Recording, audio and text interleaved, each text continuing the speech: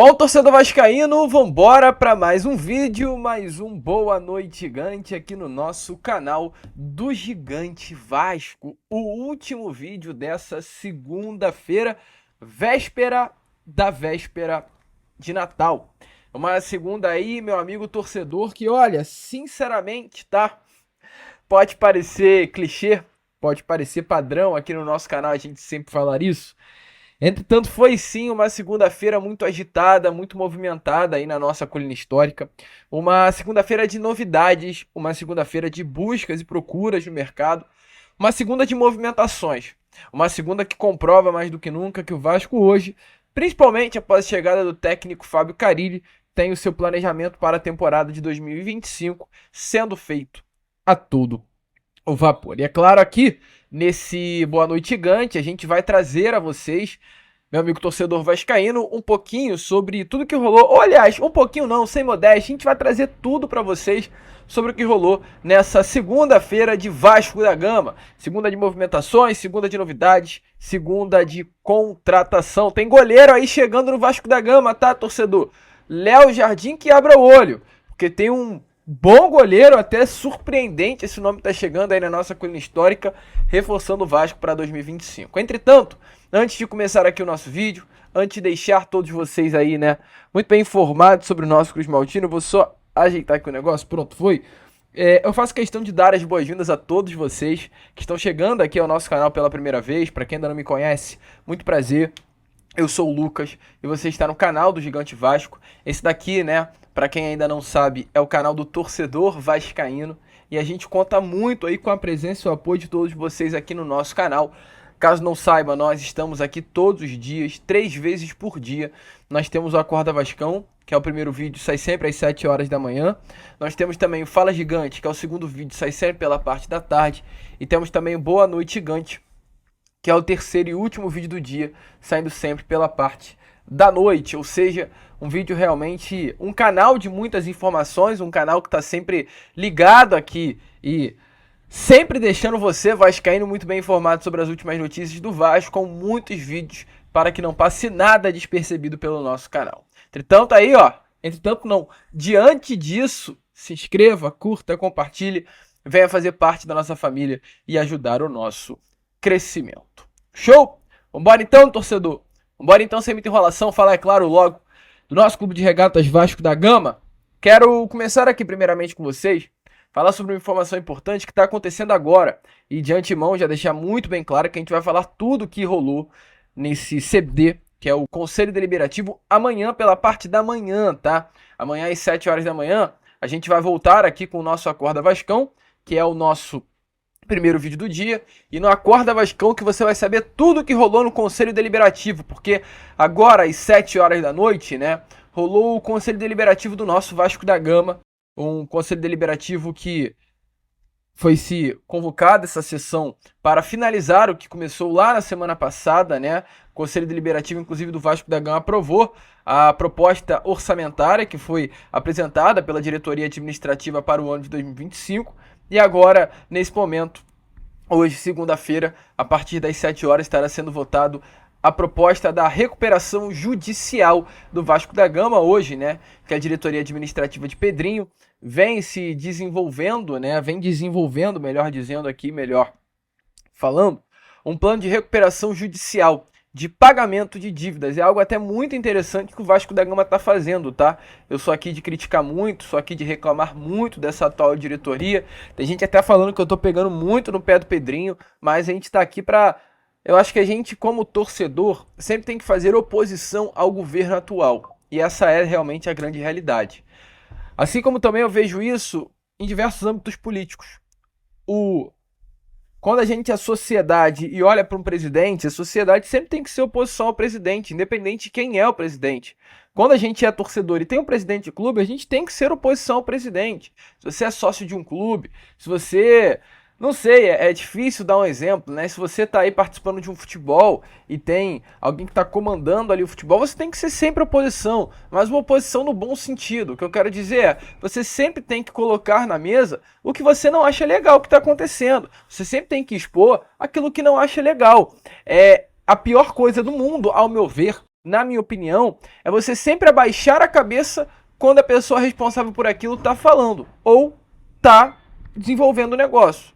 Então, assim, não é porque o Pedrinho fez tudo o que tinha que ser feito, tirou a 777, realmente ajustou a casinha lá atrás, que agora daqui pra frente tudo que o Pedrinho fizer eu vou abaixar a cabeça e aceitar. Não. Volto a repetir, estou aqui para fazer oposição. Se daqui a 1 ano, 2 anos, 3 anos vir outro presidente, estarei aqui fazendo oposição, mesmo que eu queira ele no cargo de presidente do Vasco. A oposição ela é boa, ela tem que acontecer, dependendo da forma também que aconteça. Sempre pensando acima de tudo no Vasco e no bem e no melhor para o nosso clube. Então, hoje está rolando essa reunião dessa proposta, né, para votar essa proposta da recuperação judicial do nosso Vasco da Gama às 7 horas da noite. Volto a repetir, uma reunião muito importante. O Vasco poderá dar um passo assim gigante, um salto gigante para o futuro, realmente, caso essa proposta aí da recuperação judicial do Conselho Deliberativo for aprovada pelo atual conselho, né? Volto a repetir, amanhã às 7 horas da manhã, a gente vai estar aqui trazendo tudo o que rolou. Caso tenha rolado algo aí inacreditável, incrível, que a gente não poderia ter deixado de trazer a vocês, a gente já vai ter comentado lá no início do vídeo, numa introdução, que a gente vai abrir dessa forma. Se nada disso aconteceu, é porque a gente vai trazer tudo amanhã às 7 horas. Show? Pulando de assunto, vamos para a parte que mais importa? Vamos trazer as últimas novidades? Quero primeiramente falar aqui com vocês sobre a situação de um zagueiro que está com seus dias contados no Vasco, que é o Léo, né? O Léo Pelé, jogador que o Vasco comprou lá no início do ano passado por algo em torno de 13 milhões de reais. Realmente, meu amigo, não vai ficar no nosso Vasco da Gama. Informações que tenho a trazer aqui a vocês, meu amigo torcedor vascaíno, é que nesse momento o Léo já deixou muito bem claro a diretoria do Vasco da Gama que não tem por interesse permanecer no Vasco para a próxima temporada. Léo sinalizou que o clima realmente não é bom, que as coisas não estão andando e que nesse momento a melhor coisa a ser feita é ambas as partes, assim, se distanciarem, né? Ambas as partes, cada um ir para o seu lado. O Léo buscar um futuro e também o próprio Vasco da Gama buscar um outro defensor para o seu sistema defensivo. Ambas as partes não podem andar mais juntos. Essa é a informação aí que tivemos nessa tarde de hoje, né?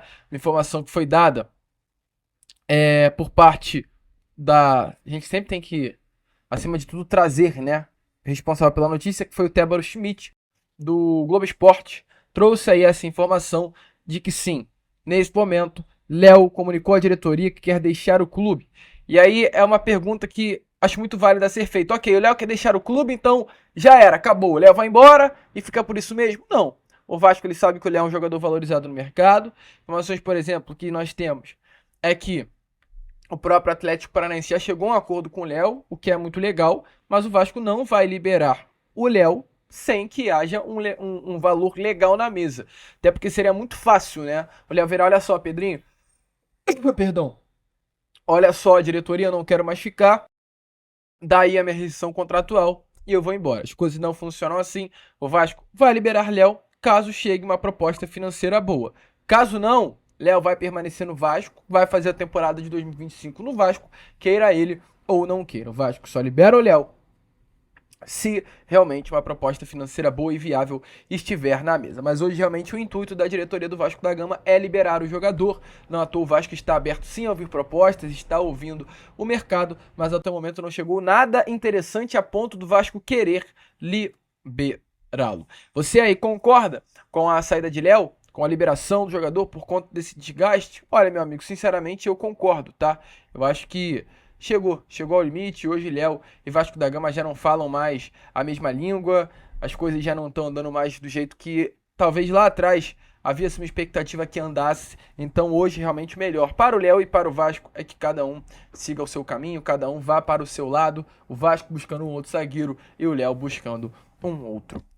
Mas o Vasco tem que trazer zagueiro, né? Importante falar, o Léo saiu, ok, vai sair, ok, melhor dizendo, mas o Vasco tem que trazer zagueiro. Lucas Freitas, zagueiro contratado pelo Vasco, não pode ser a única opção para o nosso sistema defensivo, olhando pelo lado esquerdo do campo. É por isso que o Vasco hoje já acelera aí no mercado, né? Realmente a procura de lacunas, de fechar as lacunas, de preencher as lacunas do elenco, busca por zagueiros, busca por volantes, busca por atacante. O Vasco da Gama vai realmente atacar o mercado buscando fechar as lacunas. E uma lacuna que tinha, e curiosamente a gente até tinha colocado e informado a vocês, colocado na mesa informada a vocês recentemente, né, do Fala Gigante, era a lacuna do gol. O Vasco da Gama ele tinha por objetivo trazer um goleiro. Por quê?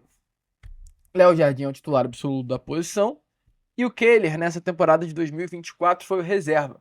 Entretanto, o Kehler hoje foi anunciado pelo Ceará. O Ceará subiu de volta para a Série A do Brasileirão, entendeu que o Kehler era um bom nome para ser o camisa 1 do Vasco da Gama. E automaticamente o Vasco ficou sem um goleiro reserva. E o Vasco precisa de um goleiro reserva. Ano passado havia sido o Ivan, o Vasco sempre acertando, é importante sempre frisar isso. A diretoria do Vasco tem acertado muito na questão dos goleiros, né? O Vasco no passado tinha Léo Jardim e Ivan, nesse ano o Vasco teve Léo Jardim e Kehler, e pro ano que vem o Vasco tá preparando também um grande nome, uma grande dupla de goleiros, né? Que é, já certo inclusive, o Vasco da Gama, ele fechou, informações dadas agora há pouco, pelo grande jornalista Vene Casagrande, com o goleiro Daniel Fusato. Para quem não conhece, Daniel Fusato é um goleiro brasileiro, tá, meu amigo torcedor vascaíno? Um goleiro que é cria das categorias de base do Palmeiras, que estava defendendo a camisa do Eibar, da Espanha. O goleiro vai assinar um contrato com o Vasco da Gama pelos próximos 2 anos, ou seja, até o final de 2026. O jogador, volto a repetir, é cria do Palmeiras, passou já pelo Roma da Itália, o Gil Vicente de Portugal e também o Getafe da Espanha. O goleiro, ele vem ao Vasco da Gama, o Vasco não pagará absolutamente nada pela transferência, o Vasco fez uma espécie de parceria na divisão dos direitos econômicos com o Eibar da Espanha pelo goleiro. Nesse acordo, o Eibar vai permanecer com 25% dos direitos econômicos do goleiro e o Vasco da Gama ficará com os outros 75% dos direitos econômicos. O goleiro aí é esperado nesse próximo dia 3 de janeiro aqui no Vasco da Gama, aqui no Rio de Janeiro, para realizar exames médicos e assinar esse contrato de 2 anos com o nosso Cruz Maltino. Assim, posso te falar, meu amigo torcedor, uma baita informação, uma baita notícia, uma notícia que sinceramente me anima e muito. É um goleiro, gente, que passou pelo Roma, é um goleiro muito respeitado, tá? De 27 anos de idade, 1,90 m, e o que me alegra, eu posso falar isso, o que me alegra é o fato do Vasco da Gama estar sendo criativo no mercado. Daniel Fusato não é qualquer profissional. Daniel Fusato é um jogador que já foi convocado pela seleção brasileira em 2019. Olha que loucura. Daniel Fusato foi convocado pelo técnico Tite à época para 2 amistosos. Foi convocado ele, o Alisson Becker, que é o titular da seleção, o titular do Liverpool, e à época o Santos, que agarrava muito naquela época com as camisas do Atlético Paranaense. O Daniel Fusato esteve presente, né, nessa lista de convocações. O Daniel Fusato, gente, é um goleiro que, assim, veio da base do Palmeiras, que é uma base nacionalmente, mundialmente conhecida por ser uma base muito forte, mas é um goleiro, acima de tudo, que passou por grandes clubes também, né? A gente tá falando de um goleiro que nessa temporada fez 10 partidas pelo Eibar. A gente tá falando de um goleiro que passou pelo Roma e fez 6, ok, poucos jogos, mas fez 6 partidas pelo Roma em 2020-21. Um goleiro aí que tem sua rodagem, um goleiro que tem experiência, um goleiro grande. E é um goleiro que é jovem e vem para ser reserva. E o Vasco não pagando absolutamente nada por um goleiro tão rodado assim. Então, o que, volto a repetir, me anima, me deixa feliz, me deixa alegre, é a criatividade do Vasco da Gama. A criatividade que o Vasco da Gama teve e está tendo para montar o seu elenco. Pagando barato, aliás, não pagando nada e conseguindo trazer um bom jogador. Diferente dos tempos da 777, em que o Vasco da Gama ele pagou 18 milhões pelo Cleiton, gente. A gente pagou 18 milhões pelo Cleiton. A gente pagou 30 milhões por Esforza. A gente pagou 13 milhões pelo Léo Pelé. 30 milhões pelo Adson. 5 milhões pelo Galdames. E agora a gente está vendo o Vasco da Gama contratar um goleiro que tem jogos pelo Roma, um goleiro que foi titular da Espanha, pelo valor de ainda... por valor nenhum, né, melhor dizendo, ou seja, o Vasco sendo criativo no mercado e mostrando nitidamente que hoje o Vasco tem um setor bom de scout que está conseguindo pincelar. É o Daniel Fusato, é o Lucas Freitas, o zagueiro do Juventude, é o Tietê. O Vasco tem 3 contratações, uma ótima para mim que é o Tietê, uma ótima para mim que é o Daniel Fusato e agora uma grande aposta, que é o Lucas Freitas. Mas o mais interessante, não pagando absolutamente nada por elas, é usando da criatividade no mercado. E para fechar o vídeo, a gente traz as palavras do Felipe, o maestro, que disse exatamente isso, numa entrevista que deu nessa tarde de hoje, que o Vasco ele não vai gastar, vai ser criativo e vai usar o planejamento que tem. Dê uma olhada aí nas palavras de Felipe Maestro. Tá atento aí à janela, a gente sabe a ansiedade do torcedor, mas como eu falei antes, a gente não vai fazer nenhuma loucura. Acho que dentro do nosso orçamento a gente vai tentar reforçar a nossa equipe. Eu acho que 2024 já foi um ano assim bom. Conseguimos uma vaga na Sul-Americana, é óbvio que é muito pouco para o tamanho do Vasco, mas para quem não disputava uma competição internacional há muito tempo, acho que foi um avanço muito positivo, mas esperamos reforçar a nossa equipe para que possamos ter um 2025 melhor que 2024. Vascaíno, então, como vocês viram aí, né? Gostou da contratação? Acha que essa característica de mercado do Vasco da Gama é viável? Deixe a sua opinião aí nos comentários. A gente fica por aqui. Esse foi o nosso Boa Noite Gigante, o último vídeo dessa segunda-feira para fechar com chave de ouro esse canal. Vamos que vamos! Se inscrevam, compartilhem e, como sempre falamos aqui, saudações vascaínas.